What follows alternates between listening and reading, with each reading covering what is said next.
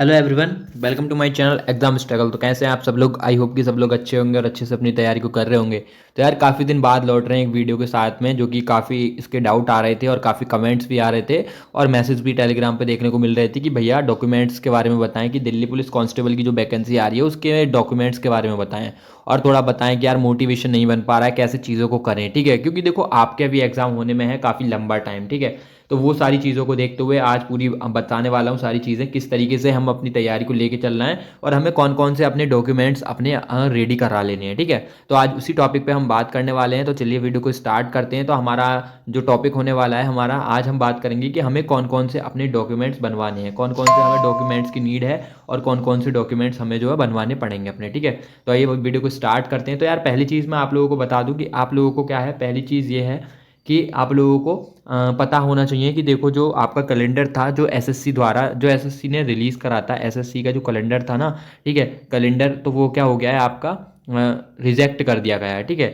In the sense मतलब कि वो दोबारा से आपका रिवाइज होके आएगा, क्योंकि जो सीजीएल का थोड़ा स्कैम चल रहा था और भी थोड़ी चीज़ें चल रही थी, तो उस वजह से तो आपका कैलेंडर दोबारा से क्या होगा, आएगा, रिवाइज होके आने वाला है, रिवाइज होके आएगा। ठीक है, जो भी है तो उसके बारे में हम टेंशन नहीं लेनी है, हमें बात करनी है कि क्या क्या हमारे डॉक्यूमेंट्स हमें तैयार कराने हैं। तो देखो पहले अगर जो कैलेंडर था उससे आपका एग्जाम होना था नवंबर से दिसंबर के टाइम पे और सितंबर में आप लोगों के कांस्टेबल के फॉर्म आनी थी। ठीक है, बट देखो अगर हुआ थोड़ा, देखो क्योंकि अब कैलेंडर आने वाला है और वैसे जून में सीजीएल का एग्जाम होने वाला था उस कैलेंडर, पिछले वाले कैलेंडर के आधार पे। तो अब चीज़ें क्या है, देखो कुछ टाइम पीछे हटने वाली हैं। जब ये सीजीएल वगैरह का पेपर पीछे हटेगा, चीज़ें थोड़ी पीछे हटेंगे, तो आपका डेफिनेटली एक आध दो महीने एग्जाम पीछे जाएगा।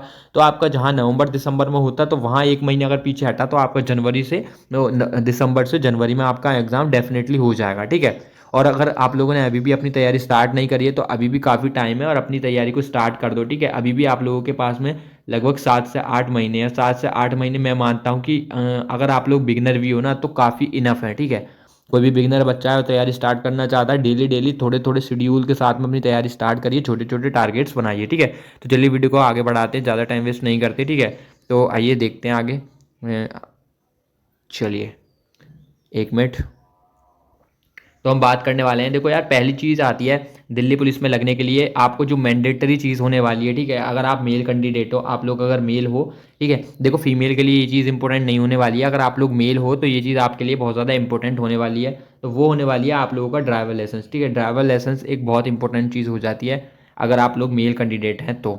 ठीक है, तो अब अगर आप लोगों ने अभी तक अपना ड्राइवर लाइसेंस नहीं बनवाया है तो अपना ड्राइवर लाइसेंस बनवा लें। ठीक है, तो ये only for boys DP constable. ठीक है, अब काफ़ी लोगों का सवाल आएगा कि भैया ये बताओ पहले कि ड्राइवर लाइसेंस कब से कब तक चाहिए। देखो ड्राइवर लाइसेंस का सीन ये है कि आप लोगों का जो ड्राइवर लाइसेंस चाहिए वो एग्ज़ाम की लास्ट डेट से, जैसे आपका फॉर्म की डेट आती है, जब फॉर्म की डेट अगर आप लोगों की आती है तो फॉर्म भरने की जो लास्ट डेट होती है ना, क्या होती है, लास्ट डेट। ठीक है, लास्ट डेट से पहले पहले का आप लोगों को चाहिए, पहले लास्ट डेट से पहले आप लोगों का ये बना हुआ होना चाहिए। इशू डेट जो होनी चाहिए वो लास्ट डेट से एग्जाम के पहले की होनी चाहिए। और इसकी नीड कब पड़ती है, एग्जाम देने जाते हैं तब इसकी नीड नहीं पड़ती है, जब आपका फिजिकल होता है तब इसकी नीड पड़ती है। ठीक है, क्या होता है, फिजिकल होता है तब आपकी इसकी नीड पड़ती है। ठीक है, तो ये चीज़ आप लोगों को बनवा लेनी है। और दूसरी चीज़ ये डाउट होता है काफ़ी लोगों का, ये सारी पोस्ट के लिए जो दिल्ली पुलिस में AWTPO हैं और HCM है, तो मेरे भाई HCM और AWTPO के लिए बिल्कुल भी नहीं चाहिएगा, ये आपको सिर्फ कांस्टेबल के लिए चाहिएगा। दिल्ली पुलिस कांस्टेबल ये आप लोगों के लिए मैंने लिखा है only for boys Delhi police constable. अगर आप HCM और AWTPO की प्रिपरेशन कर रहे हैं तो कोई ज़रूरत नहीं है बनवाने की। ठीक है,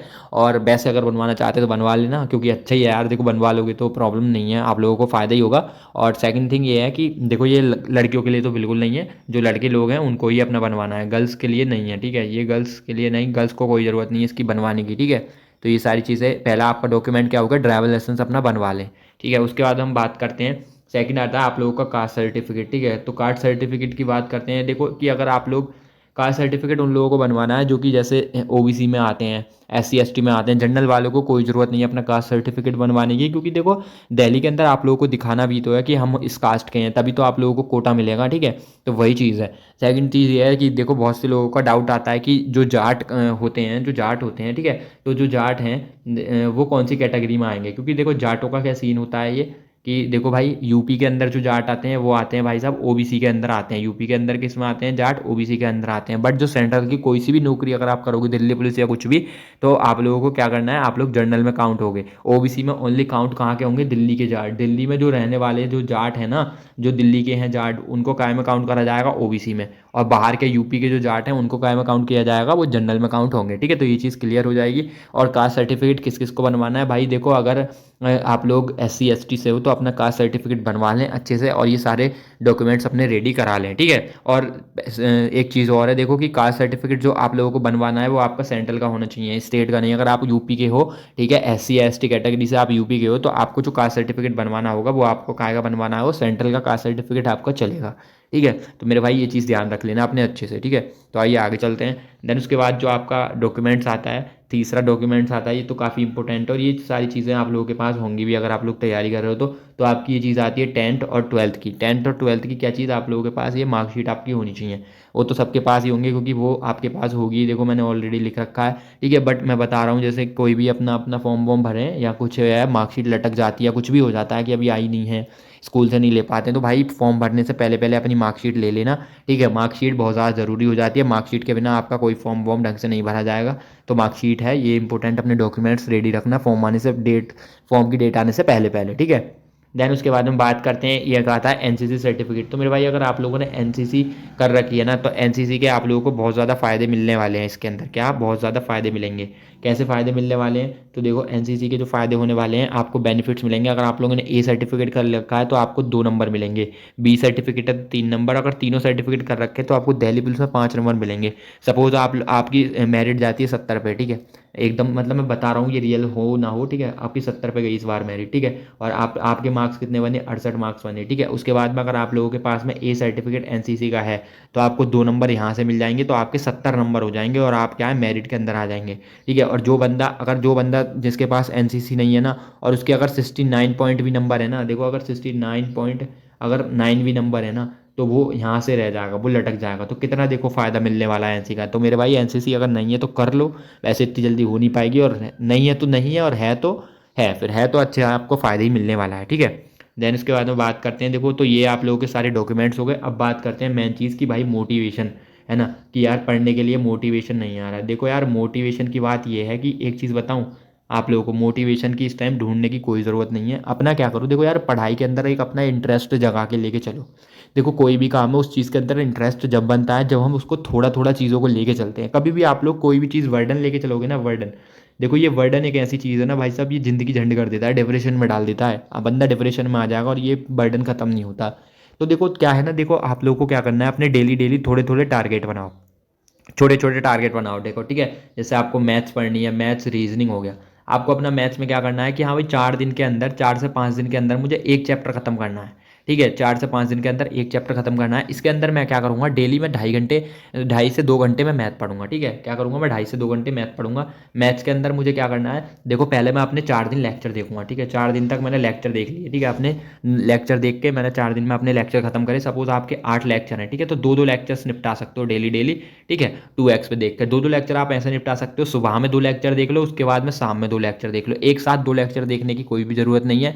जैसे सुबह में आप लोग पढ़ने बैठे तो 1 घंटा सुबह में देख लो, 1 से 1.5 घंटा लगेगा, 1.5 घंटा, और 1.5 घंटा शाम में उसके नोट्स बनाने में, ठीक है। तो 2 लेक्चर आप लोगों के हो गए, सही है। 1 घंटा सुबह का, 1 घंटा शाम का, 2 लेक्चर हो गए आपके। 4 दिन में आप लोगों ने क्या करा, एक मैथ का चैप्टर के लेक्चर्स खत्म कर दिए। उसके बाद में आप लोगों को रखना है, जैसे सिंपल इंटरेस्ट है, सिंपल इंटरेस्ट को आपको 6 दिन देने हैं, ठीक है। 4 दिन में आपको क्या करना है, लेक्चर्स देखने हैं, 4 दिन में लेक्चर देखने हैं, और आपको 2 दिन में क्या करनी है, प्रैक्टिस करनी है। 2 दिन में प्रैक्टिस करनी है। अब आप लोगों को कोई सी भी बुक उठा लेनी है, ठीक है। आप लोग चाहें तो RW की बुक ले सकते हैं, दिल्ली पुलिस की, काफ़ी उसमें PYQs डाले गए हैं, ठीक है। नहीं तो आप YCT करके देखो, आप बुक मंगा सकते हैं दिल्ली पुलिस के लिए। आप क्या कर सकते हैं, YCT बुक मंगा सकते हैं। YCT की बुक आती है, उसमें भी आप लोगों को PYQ मिल जाएंगे। तो आपको 2 दिन क्या करना है, PYQs पे ध्यान देना है। उन PYQs के अंदर आप लोगों को, जैसे आपके उसमें सिंपल इंटरेस्ट के 80 क्वेश्चन दे रखे हैं, ठीक है। तो अपना टारगेट बनाओ 40 क्वेश्चन करने का, ठीक है।